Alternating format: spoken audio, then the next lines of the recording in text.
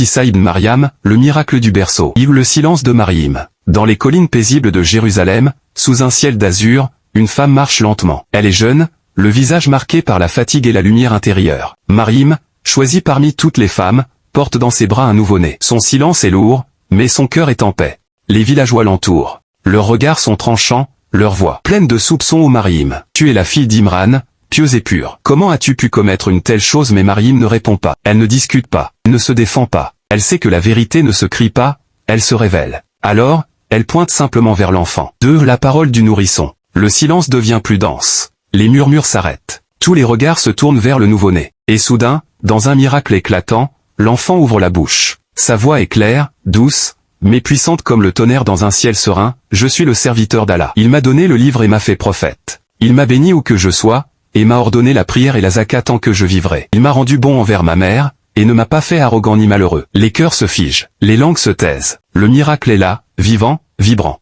Un nourrisson parle avec sagesse et autorité. Ce n'est pas un enfant ordinaire, c'est Issa ibn Maryam. 3. Le destin prophétique. Issa grandit dans la lumière. Dès son jeune âge, il est guidé par la sagesse divine. Il guérit les malades, rend la vue aux aveugles, ressuscite les morts, tout cela par la permission d'Allah. Il parle aux gens avec douceur, mais sa parole est tranchante comme la vérité. Il appelle à l'adoration du Dieu unique, à la justice, à la miséricorde. Mais les puissants le craignent, les savants le jalousent, les rois le surveillent. Car Issa ne cherche ni pouvoir ni richesse et il cherche à éveiller les âmes. 4. Le dernier repas. Un soir, Issa est avec ses disciples. Le vent souffle doucement à travers les oliviers. Il sait que l'heure approche. Il leur parle avec tendresse, ne soyez pas tristes. Allah est avec vous. Même si je suis élevé vers lui, le message restera vivant dans vos cœurs. Ses disciples pleurent, mais Issa sourit. Car il sait que la vérité ne meurt jamais. V. L'élévation. Alors que les complots se tissent, Allah protège son prophète. Issa n'est pas tué, il n'est pas crucifié, il est élevé vers les cieux, pur et vivant. Et jusqu'à aujourd'hui, les croyants attendent son retour. Car Issa reviendra,